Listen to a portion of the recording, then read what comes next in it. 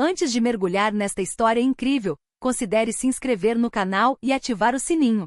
Cada história aqui tem algo a dizer, e você não vai querer perder nenhuma. Numa manhã de outono, na tranquila cidade de Huntsville, Alabama, as folhas alaranjadas ainda se agarravam aos galhos como se quisessem retardar a queda inevitável. O vento soprava suavemente, ocasionalmente trazendo à tona as memórias empoeiradas de uma cidade aparentemente congelada. O sol, fraco e pálido, lutava para romper as nuvens cinzentas que pairavam sobre a Parque Jefferson, o coração pulsante da área residencial. Num velho banco de madeira com as tábuas desbotadas pelo tempo e pela umidade, um homem estava sentado, imóvel, havia mais de uma hora. Ele não lia, mal se mexia. Suas costas estavam retas, o olhar perdido a meio caminho entre as árvores e o riso distante das crianças brincando mais ao longe, perto dos balanços. Sobre silhueta imponente de ombros largos, parecia absorver o espaço ao seu redor. No entanto, seu olhar se extinguiu, como se uma guerra silenciosa continuasse a se desenrolar por trás de suas pálpebras. Ele usava uniforme militar desgastado, mas cuidadosamente conservado, e suas botas impecavelmente amarradas. A seus pés jazia uma mochila caqui, rígido e denso, como se contivesse uma vida inteira guardada entre as costuras. Seu nome, Elijah D. Grant. 54 anos. Ex-oficial das Forças Especiais do Exército dos Estados Unidos.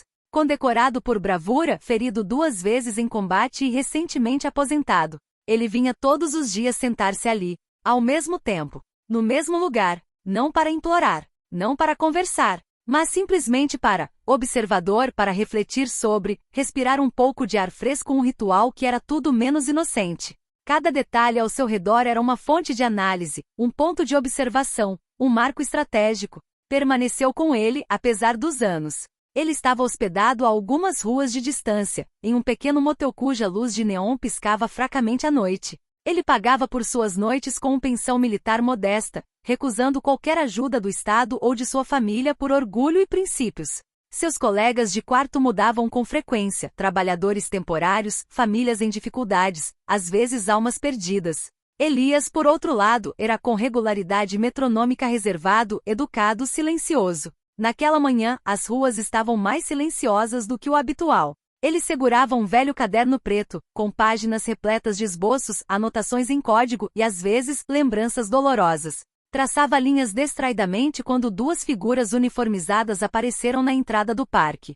Oficial Travis Mitchell, um jovem de cerca de 28 anos, de porte rígido e aparência impecável, observava os arredores com olhar atento. Ao seu lado, seu colega Ryan Cole, um pouco mais jovem, parecia menos seguro de si. Um tentava se impor, o outro tentava fazer o que lhe mandavam. Você viu aquele cara ali? Cole sussurrou, acenando com o queixo para Elijah. Travis olhou e franziu a testa. Mochila do exército, postura estranha. Há quanto tempo ele está olhando para as crianças? Calma, 1 hora. Uma senhora nos ligou. Ela disse que o vê todos os dias. Mas hoje ela teve um mau pressentimento. Mau pressentimento, disse Travis com um meio sorriso. Será que nos tornamos leitores intuitivos agora? Cole deu de ombros.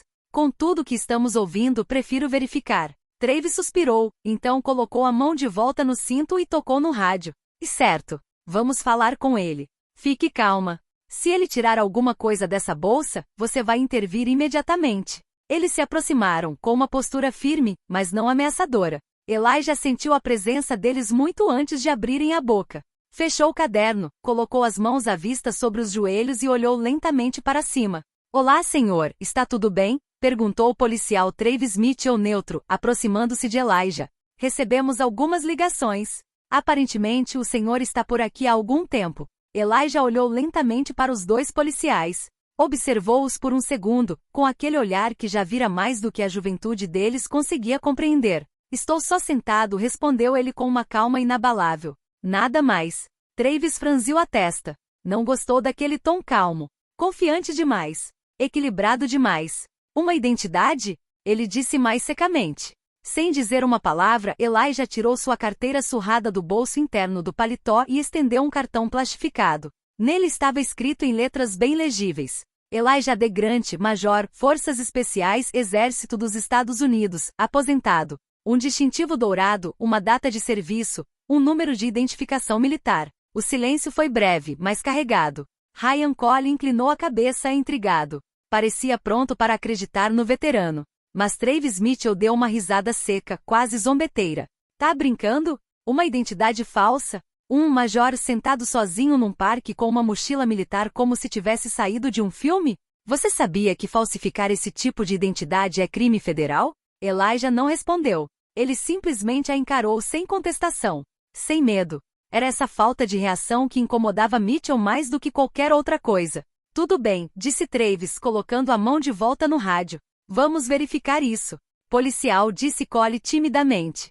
Talvez pudéssemos interrogá-lo aqui, chamar um supervisor? Não é como se ele estivesse fugindo. Mas Mitchell o interrompeu.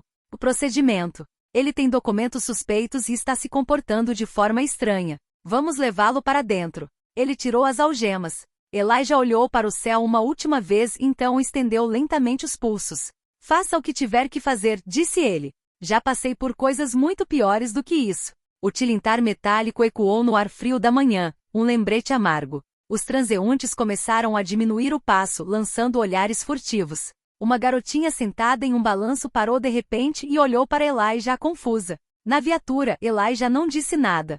Nem olhou pela janela. Fechou os olhos, como se estivesse retornando a outro lugar, a outro tempo, a outro terreno. Talvez ele estivesse pensando sobre Fallujah, em Kandahar, para aquelas noites intermináveis no deserto, onde ele tinha que manter sua unidade acordada com um rifle na mão e o medo constante de uma emboscada. Ou talvez ele estivesse simplesmente pensando na cruel ironia do país ao qual serviu, e que hoje o tratava como um impostor, um vagabundo. Na estação o ar era frio, impessoal, saturado de luzes neon pálidas e papelada mal arquivada. Elijah foi conduzido silenciosamente por um jovem policial a uma cela nos fundos do prédio. Não lhe foi lido nenhum direito. Nenhuma acusação foi feita. Nem mesmo uma suspeita clara. Apenas esta frase vazia. Verificação de identidade. As algemas foram removidas, mas a porta de metal se fechou com força atrás dele. No silêncio da cela 4, Elijah sentou-se lentamente no banco de concreto, com as costas contra a parede.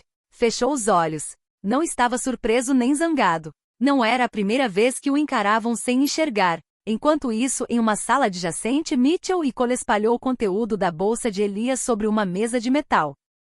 Sem licença, sem arma, rosnou Mitchell. Que diabos são essas coisas? Entre os itens estavam: item, um caderno preto cheio de notas rabiscadas, diagramas e fórmulas em vários idiomas. Item, uma medalha estrela de prata completamente armazenado em um estojo de veludo. Item, uma placa de identificação militar em metal escovado, gravado com o nome Elijah de Grant. Item, e acima de tudo, um distintivo de couro preto com registro líquido. FBI, consultor técnico, autorização de nível Sigma Red.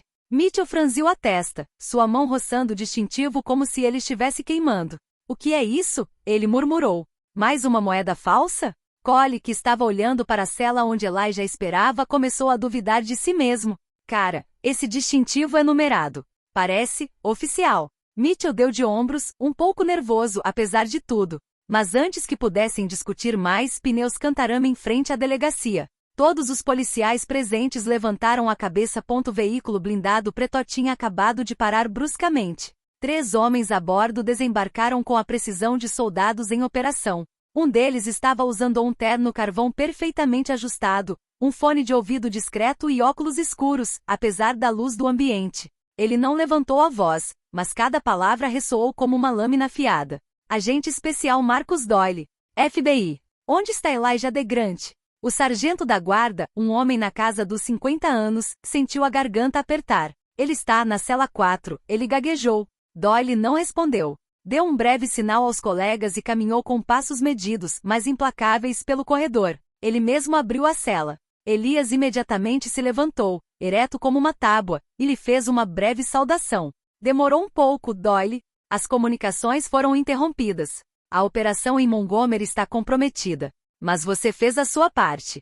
Um leve sorriso surgiu nos lábios de Elijah. Me confundiram com um vagabundo. Nada de novo. Doyle se virou lentamente para o sargento que o seguia, com os braços tremendo. Você acabou de prender um dos nossos consultores mais antigos, veterano condecorado, ex-oficial das Forças Especiais.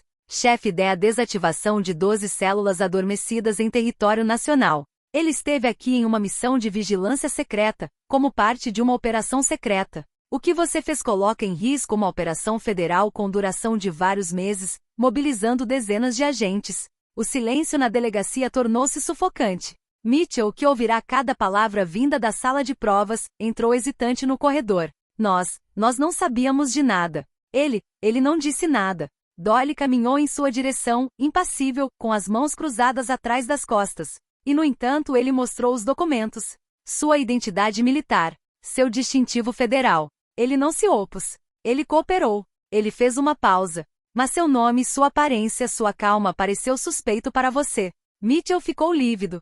Cole olhou para baixo. O agente Grant é um homem que arriscou a vida por este país em níveis que você nem imagina. E você o humilhou. O prendeu. O revistou sem mandado. Elijah então colocou gentilmente a mão no ombro de Doyle. Chega. Não é a primeira vez que sou julgada pela minha aparência. E não será a última. A verdadeira prioridade é Montgomery. Doyle inalou lentamente. Tem certeza de que deseja prosseguir, Major? O senhor sofreu uma violação direta dos seus direitos. A missão vem primeiro, respondeu Elijah sem hesitar. Doyle assentiu. Então, sem nem olhar para os policiais, disse. Exigimos um relatório oficial deste incidente dentro de 24 horas, assinado por um supervisor do FBI. E todas as gravações de CFTV. Imediatamente. Ele conduziu Elijah para fora da cela. Os policiais presentes recuaram, confusos, envergonhados, incapazes de encará-lo. Em silêncio absoluto, Elijah saiu da delegacia de cabeça erguida, ao lado dos homens que realmente conhecia. Elias foi libertado em silêncio. Nenhuma palavra se sobrepôs à outra. Nenhum olhar de soslaio. Nenhuma reclamação, nenhum gesto de raiva. Ele saiu da delegacia como havia entrado. Digno, honesto, silencioso. Uma brisa fria soprava pela rua naquela manhã, levantando levemente a barra de sua jaqueta militar desbotada. Ele se afastou sem olhar para trás. Mas nos dias que se seguiram, a calma era apenas aparente. O FBI, apesar da discrição de Elijah, não podia deixar o incidente passar. Foi iniciada uma investigação interna não para dar o exemplo, mas para restabelecer um princípio. Até mesmo um homem que anda nas sombras merece ser protegido pela luz da justiça. Uma busca discreta ocorreu na delegacia de polícia de Huntsville, ordenado pelo escritório regional de Atlanta, conduzido por 2 inspetores federais. Câmeras foram apreendidas. Raios-X analisados. Declarações contraditórias comparadas. O relatório final foi frio, metódico e implacável. Violação grave do procedimento de identificação. Busca sem mandado. Descumprimento de um distintivo federal válido. Uso de perfil comportamental e visual. Travis Mitchell e Ryan Cole foram suspensos temporariamente, mas com uma nota em seus registros. Não para destruí-los, mas para que eles possam aprender. E acima de tudo, para que outros possam aprender. A notícia causou comoção. Primeiro nos círculos administrativos, depois em toda a cidade. Em Huntsville houve murmúrios. Alguns defenderam a polícia, eles não sabiam. Outros balançaram a cabeça, eles não viram. Isso é pior. Mas isso foi só o começo. 3 semanas depois, o país inteiro descobriu o verdadeiro rosto de Elijah D. Grant. Numa manhã de inverno, sob a cúpula branca do Capitólio em Washington, D.C., uma cerimônia oficial reuniu personalidades de todos os lados, generais, ex-presidentes, diplomatas, famílias de soldados mortos. O salão estava sóbrio e solene. Câmeras transmitiram o evento ao vivo em todos os canais nacionais. O nome foi pronunciado com gravidade. Major Elijah D. Grant, Forças Especiais, aposentado, consultor federal. E homem de terno preto, com o rosto marcado pelo tempo, mas a postura impecável, avançou lentamente em direção à plataforma. Sem sorriso, sem ênfase, apenas a calma de um soldado que viu tudo, perdeu tudo e deu tudo. O presidente dos Estados Unidos, vestido com um terno azul meia-noite, levantou-se de seu assento. Alguns heróis não pedem reconhecimento nem glória. Elijah D. Grant serviu este país além das fronteiras visíveis. Ele desarmou homens-bomba, desvendou conspirações, arriscou a vida em lugares que nossos mapas nem ousam nomear. Ele silenciosamente salvou vidas, enquanto carregava as feridas daqueles que muitas vezes são esquecidos. É com profundo respeito que o presenteamos hoje com a Medalha Presidencial da Liberdade, nossa mais alta distinção civil.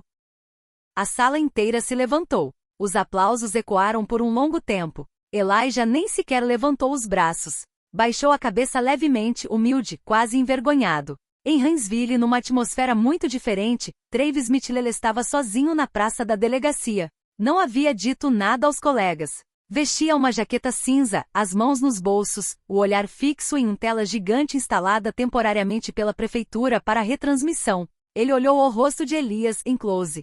O mesmo homem que ele algemara. O mesmo homem que ele julgara precipitadamente. Um longo silêncio o envolveu. Ao seu redor, as pessoas observavam e cochichavam, mas ele não ouvia nada.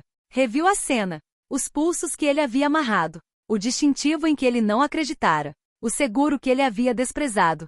Seus olhos se encheram de lágrimas, mas ele não as enxugou. Ficou ali congelado até a cerimônia terminar. Quando a multidão começou a se dispersar, ele murmurou para si mesmo. E devo-lhe um pedido de desculpas. E talvez mais.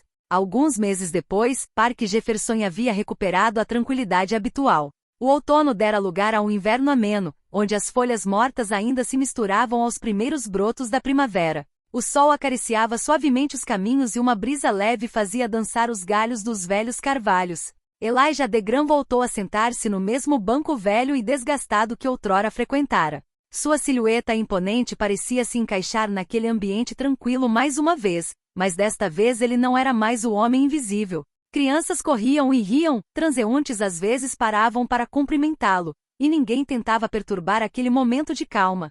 Perto do banco, uma pequena placa havia sido instalada, discreta, mas carregada de significado. Gravada em metal patinado, ela trazia estas palavras simples, porém impactantes. Este banco é dedicado ao Major Elijah Degram, veterano, protetor e homem de paz. Todas as manhãs, Elijah vinha sentar-se ali por um instante, respirando o ar fresco e observando a vida voltar ao normal. Ele não estava mais sozinho. Às vezes, jovens oficiais, aqueles enviados para interrogá-lo, prendê-lo, vinham, não como suplicantes ou acusadores, mas como aprendizes, ávidos por ouvir o que um homem como ele tinha a dizer. Esses jovens policiais sentaram-se ao lado dele, ouvindo atentamente as histórias, lições e sabedoria que Elijah humildemente compartilhava. Ele não fez julgamentos, apenas a verdade nua e crua de um homem que suportou a guerra, a solidão e a injustiça, apenas para encontrar a paz. Às vezes Travis Mitchell também se sentava. Seu olhar havia mudado. Ele não era mais o jovem policial arrogante de antigamente, mas um homem marcado, ciente de que a coragem não se mede pela força do punho, mas pela força do coração. Principal, ele disse a ela, sua voz mais baixa que o sussurro das folhas, obrigado por me mostrar o que realmente significa serviço. Elias sempre respondia com um sorriso, um pouco triste, um pouco orgulhoso. Nunca é tarde para aprender, Travis. A parte mais difícil é ouvir. Este banco, antes um simples móvel de madeira em um parque esquecido, tornou-se um símbolo vivo, o de redenção, respeito e dever. E nesta pequena cidade do Alabama, no coração de Jefferson Park, a história de um homem, antes suspeito e esquecido, acabou inspirando uma geração inteira.